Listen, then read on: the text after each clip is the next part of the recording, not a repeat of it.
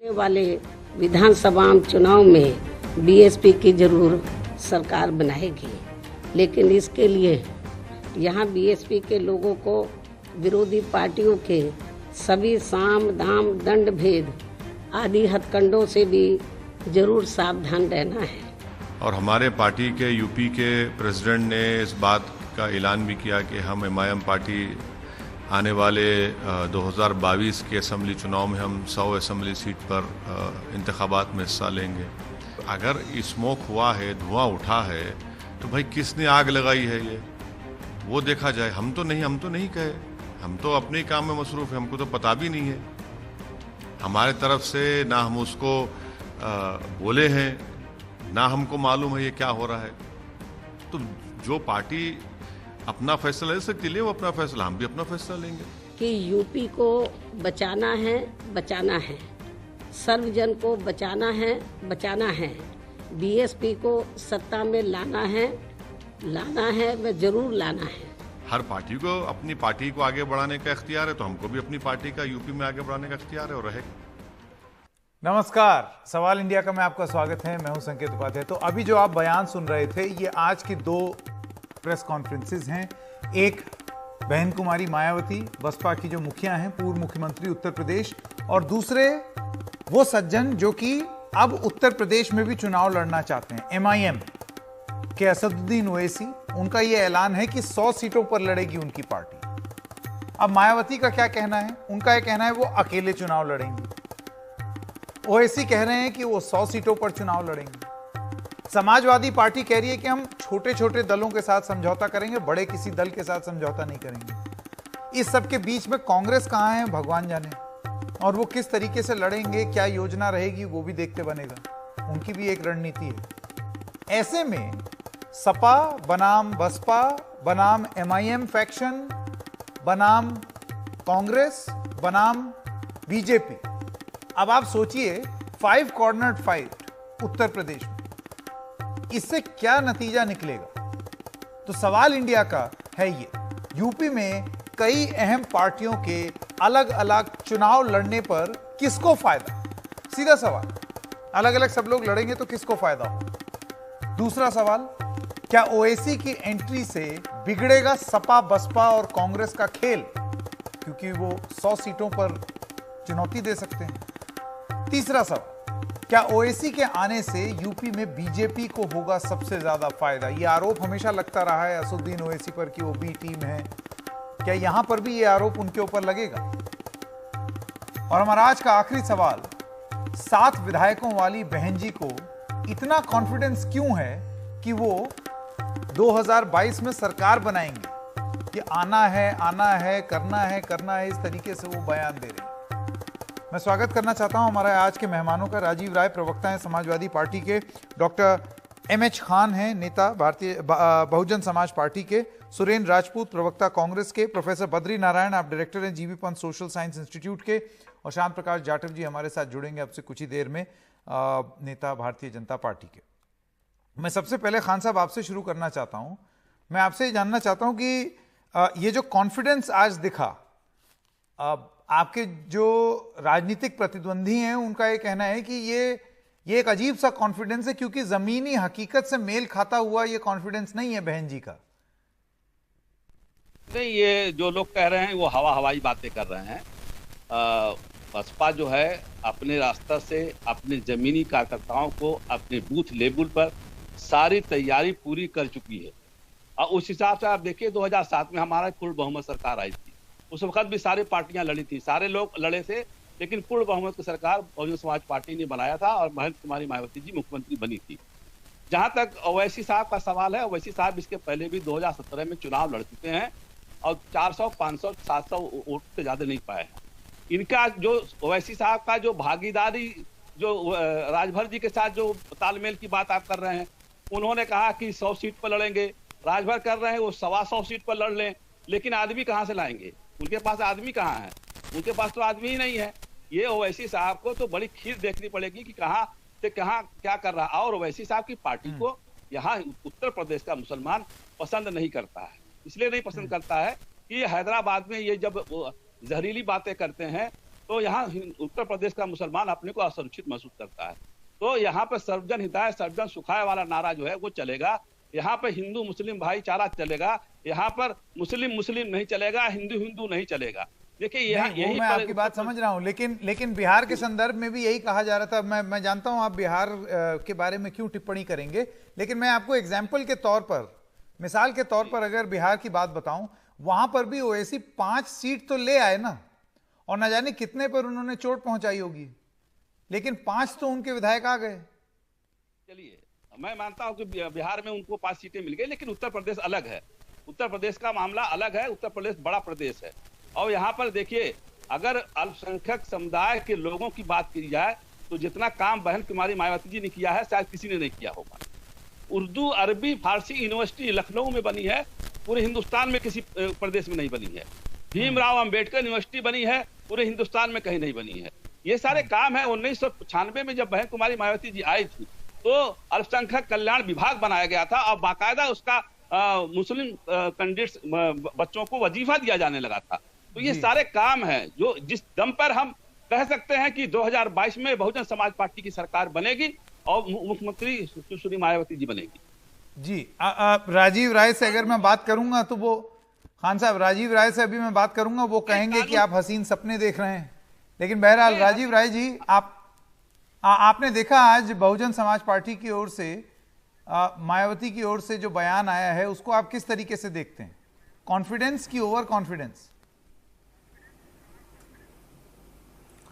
अब इसके बारे में क्या कमेंट किया जाए। पूरे प्रदेश की जनता देख रही है पिछले लोकसभा के चुनाव के बाद किस तरह बहन जी ने अपना आचरण किया है, और पूरे प्रदेश की जब जनता देख रही है, सुन रही है, समझ रही है और इंतजार कर रही है कि जिस तरह से सब सारे समर्थन के बावजूद समाजवादी पार्टी के साथ जो व्यवहार किया गया और हमारे राष्ट्रीय अध्यक्ष जी की शालीनता को भी चोट पहुंचाई गई, तो प्रदेश की जनता देख रही है। प्रदेश की जनता जवाब दे देगी। बहन जी अपनी पार्टी के अध्यक्ष हैं, वो कोई भी नारा दे, कोई भी कुछ कहे, सबको कहने का हक है।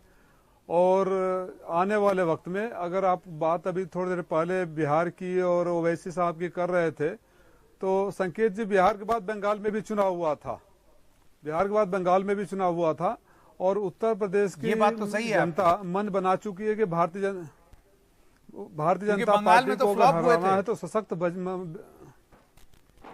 वही मैं बोल रहा हूँ, बंगाल में भी फ्लॉप हुए थे, वही दोहराएंगे यहाँ भी। क्योंकि क्या हुआ संकेत जी, मैं बहुत लॉजिकल बात कह रहा हूँ कि बिहार में जो हुआ, एक सच्चाई है कि उनको 5 सीटें मिली और बहुत सारे सीटों पर नुकसान पहुंचाया। वो चुनाव परिणाम के बाद भी अगर भारतीय जनता पार्टी के खिलाफ लड़ रहे थे तो आरजेडी को और गठबंधन को समर्थन कर देते तो शायद मुसलमानों में 2-4-10% भरोसा रहता। लेकिन उन्होंने साबित कर दिया कि भारतीय जनता पार्टी की बी टीम है। तो अब उनको साबित करना है कि भारतीय जनता पार्टी के खिलाफ लड़ रहे हैं या भारतीय जनता पार्टी के खिलाफ लड़ने वाली पार्टियों के खिलाफ लड़ रहे हैं। ठीक है। और जहां तक 4-5 पार्टियों की बात कर रहे थे, तो ये कमोबेश यही हाल बंगाल में भी था। तो जैसे भारतीय जनता पार्टी के खिलाफ लड़ने वाली टीएमसी को वहां बहुमत मिला, तो भारतीय जनता पार्टी के खिलाफ लड़ने वाली समाजवादी पार्टी की ही सरकार बन रही है। अब मेरा ओवर कॉन्फिडेंस नहीं है, ग्राउंड रिपोर्ट है। ठीक है, मैं सुरेंद्र राजपूत जी के पास जाना चाहता हूं। राजपूत जी, देखिए, ऐसा है कि एक चीज साफ हो गई, भले ही बसपा सपा के साथ ना जाए और कोई किसी के साथ ना जाए, सब अकेले अकेले लड़ें, इस सब चक्कर में आप अकेले पड़ गए, आपका राजनीतिक दल अकेले पड़ गया। शायद इसलिए क्योंकि और राज्यों का जो तजुर्बा रहा है वो ये है कि कांग्रेस के साथ जब जब वो जुड़े हैं तो कांग्रेस ने सीटें तो बहुत ले ली हैं, लेकिन उस हिसाब से फिर वो डिलीवर नहीं कर पाए। संकेत भाई, हर चुनाव की अपनी एक अलग गणित होती है, और उस गणित को लेकर के अब क्या कहा जाए, सीधी सीधी सी बात है। कहते ना कि बीती बात बिसार दे आगे की सुध ले। हम तो बहुत 2 बातें बड़ी साफ साफ कहते हैं। नंबर 1, हम किसी के पास गठबंधन करने के लिए नहीं जा रहे हैं। कोई भी शख्स हो, हम किसी से गठबंधन नहीं करने जा रहे। हम अपना चुनाव, दूसरा तर्क ये है कि कोई आ ही नहीं रहा है आपके पास, तो आप जाएं या ना जाएं।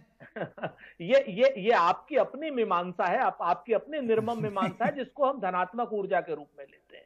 हमारे लिए धनात्मक ऊर्जा का काम है कम से कम अपने 403 के 403 बूथों पर हम दलितों के साथ, वंचितों के साथ, शोषितों के साथ, गरीब के साथ, नौजवान के साथ, निषाद के साथ, कश्यप के साथ, बिंद के साथ, मल्लाह के साथ, कछवाहे के साथ, सबके साथ मिलकर के हम उन सारे के सारे लोगों के साथ मिलकर के चुनाव लड़ रहे हैं, जिनके लिए पिछले 4 साल से लगातार श्रीमती प्रियंका गांधी जी के नेतृत्व में हम काम कर रहे हैं।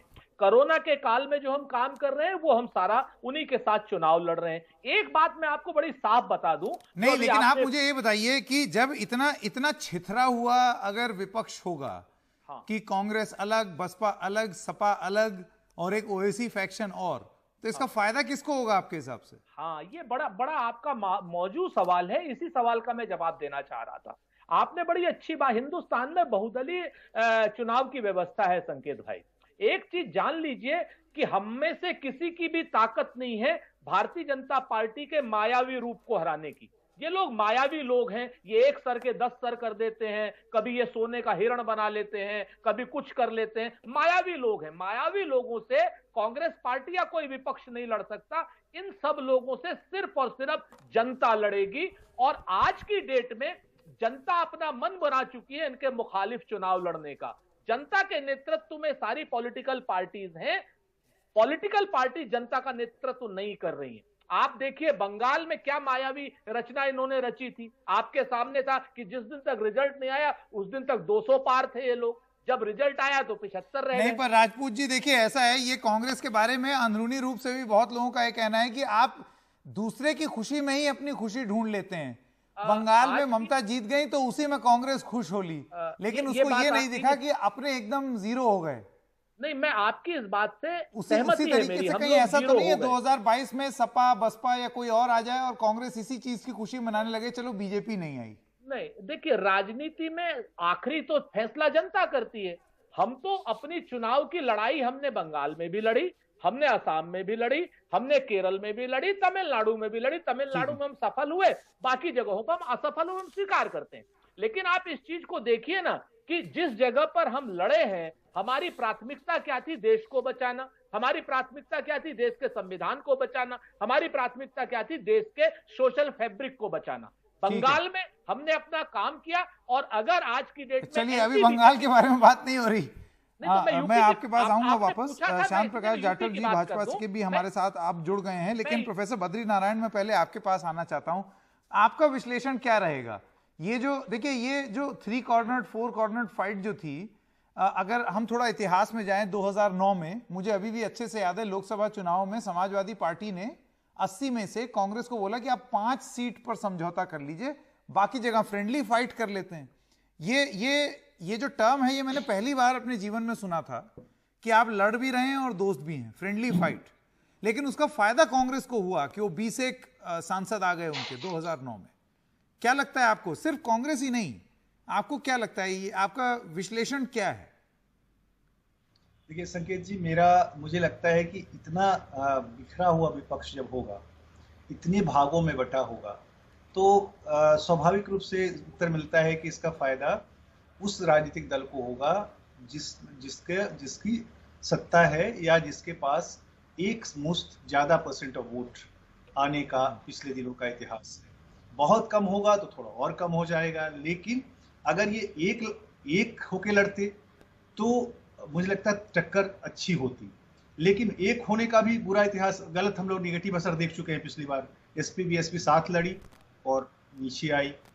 तो मुझे लगता है कि अगर ये अलायंसेस, क्योंकि ये पार्टियों का अलायंस, ये पार्टियां जो हैं इनका एक सोशल रूट है, तो इन सोशल रूट का अलायंस बनता है एक तरह से। तो अगर ये सोशल रूट अलग अलग लड़ेंगे, सोशल क्लासेस अलग अलग लड़ेंगी, जातियां अलग अलग होंगी, तो उसका फायदा निश्चित रूप से उस पार्टी को होगी जो अधिक से अधिक जातीय समूहों को अपने साथ जोड़ पाएगी। ये बहुत और बीजेपी इस मामले में बीजेपी लगातार अपने, अगर क्राफ्ट ऑफ पॉलिटिक्स देखें तो वो यही है कि सामाजिक समूहों को अधिक से अधिक अपने साथ इकट्ठा करना, रिप्रेजेंटेशन दे करके, स्पेस दे करके, जो भी करके। तो उसका प्रतिकार तभी हो सकता था जबकि ये दल साथ होते। तो मैंने प्रतिकार किया, यानी उनसे कॉन्टेस्ट जिसको कहते हैं।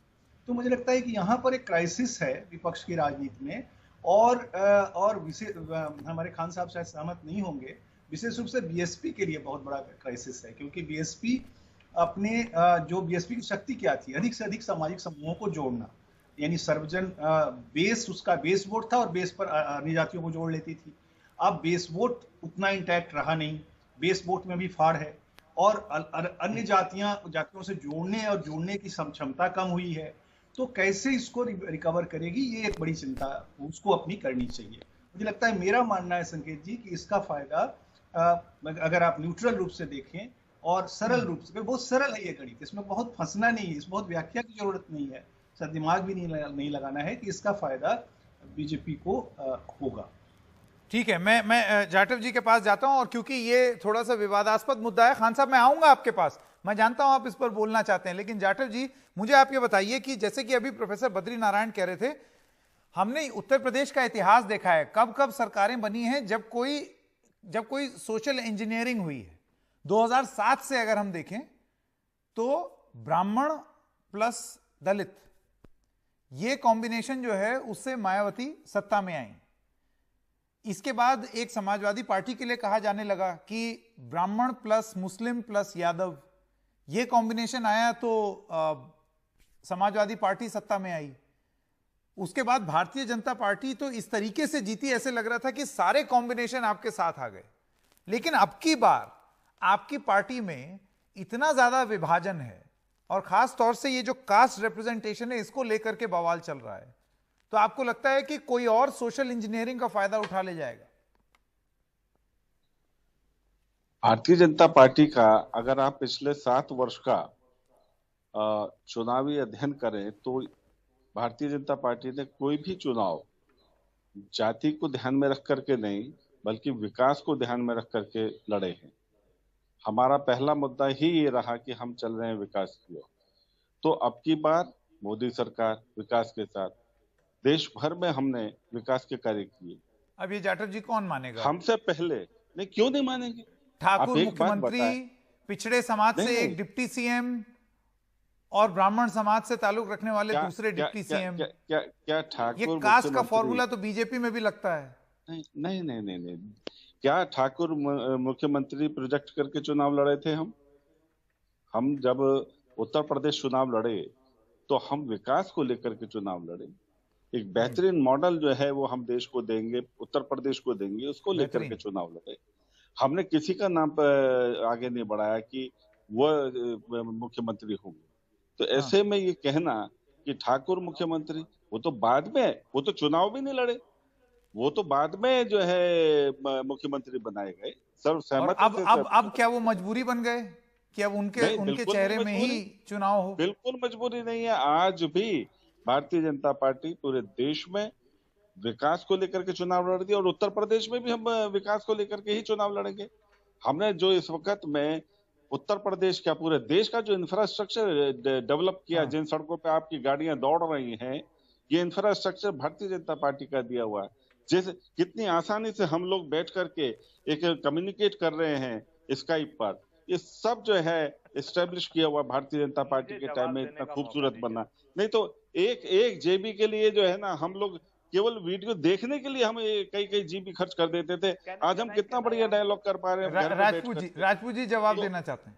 कहते हैं ना कि समंदर ये तेरी खामोशी कुछ और कहती है। तो जवाब से तो मैं सहमत हूं। इन्होंने क्या कहा, वो जाति हमारे साथ, वो जाति हमारे साथ, वो जाति हमारे साथ। इन्होंने विकास की बात नहीं करी। मगर अखबार की राजपूत जी विकास की बात एक एक करके देश को, उत्तर प्रदेश को विकास चाहिए। यहाँ पर जो है एक आदर्श जो है इस वक्त में जो लॉ एंड ऑर्डर है, वैसा लॉ एंड ऑर्डर चाहिए। राजपूत जी जिस तरीके से 15 पैसे आपके टाइम में 15 पैसे नहीं पहुंच पाते थे, आज हमारे पास हमारे टाइम में 60% जो है लोगों तक पैसा पहुंच रहा है। अरे राजपूत जी सुन लें, नोटबंदी करने के लिए जरा आपके कारनामों की बोल रहा हूँ। अब आप नहीं जाटव साहब थोड़ा सा जवाब दे देने दीजिए। जी और राजपूत जी एक सेकंड, ऐसे कोई बात सुनाई नहीं देगी। एक सेकंड, मैं खान साहब ये मसला अभी सुलझाते हैं, तब तक डॉक्टर खान आपके पास आते हैं। डॉक्टर खान ये बताइए कि 2007 में तो हमने वो कॉम्बिनेशन सोशल इंजीनियरिंग देख लिया, ठीक है, 2012 में वो काम नहीं किया, 2017 में भी काम नहीं किया। अब की आपके पास क्या फॉर्मूला है? हमारे जीत के नहीं आए वो बात अलग है, लेकिन 18 से 20% हमारे वोट कंटेक्ट बिल्कुल बने हुए थे। अब प्रोफेसर बद्रीनाथ जी हमारे बड़े अच्छे मित्र हैं, मैं इनकी बड़ी इज्जत करता हूं। मैं ये आज कहना चाहता हूं कि प्रोफेसर साहब, आज की डेट में ये जो कोरोना काल में जो हत्याएं, जिसको कहते हैं हम, हत्याएं हो गई, जिसको दवा नहीं मिली उसकी हत्या हुई, जिसको इलाज ऑक्सीजन नहीं मिली उसकी हत्या हुई, और पेट्रोल डीजल के दाम आज इतने बढ़ा दिए हैं कि आम जनता जो गांव में रहती है जनता, वो त्रस्त है। प्रोफेसर साहब, आज वोट पड़ेगा पार्टी लेवल पर नहीं पड़ेगा, आज पड़ेगा जो आपका हित करेगा उसके ऊपर वोट पड़ेगा। ये बीजेपी के पक्ष में कतई नहीं वोट जाने वाला है, सारे बीजेपी के लोगों का सुपड़ा साफ हो जाने वाला है। ये जो डीजल का दाम, पेट्रोल का दाम, गैस का दाम साफ करने वाला फॉर्मूला क्या है, ये मैं बता रहा हूँ आपको, फिर सुन लीजिए। नहीं सुन तो लीजिए। अब आप असद यूनिवर्सिटी की बात कर लीजिए, किस कोने में उनकी पैठ है। राजभर की बात कर लीजिए, किस कोने में पैठ है। पिछले चुनाव में देखिए कांग्रेस 5 से 7% वोट पाई है, और कौन लोग हैं मैदान में। देखिए लड़ाई 3 में होनी है, भाजपा, बसपा और सपा, और जिसमें सपा जीतने वाली है। मैं आपको साफ साफ बता रहा हूं आपको, क्योंकि आज भी उनके पास 18 से 20% वोट है, और उसमें जो है ये सारी जो महंगाइयां हैं, जो लोगों के साथ दुराचार हुआ है, जो लोगों के साथ अत्याचार हुआ है, उसका बदला जनता लेना चाहती है। सही है। देखिए, तो आपने बोला कि 5 कॉर्नर फाइट नहीं, 3 कॉर्नर फाइट होगी, सपा, बसपा और भाजपा, 3। डॉक्टर खान का ये फॉर्मूला है। राजीव राय, मैं आपके पास आना चाहता हूं, आपको क्या लगता है? आखिरी सवाल।